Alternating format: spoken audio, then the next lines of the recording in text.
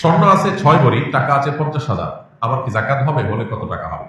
দেখুন, স্বর্ণ যদি থাকে শুধু স্বর্ণ, তাহলে 7.5 ভরির নিচে থাকলে জাকাত আসবে না।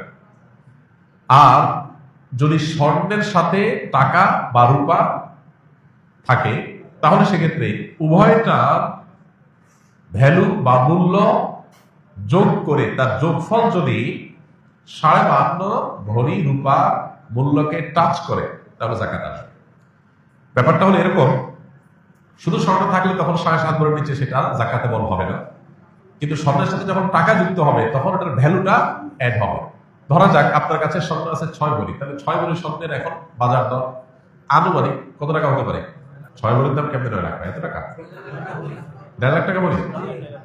আচ্ছা, 1.5 লাখ করে যদি ভরি হয় তাহলে 9 লাখ, যেটাই হয়, 1 লাখ করে হলে 6 লাখ, 1.5 লাখ হলে 9 লাখ।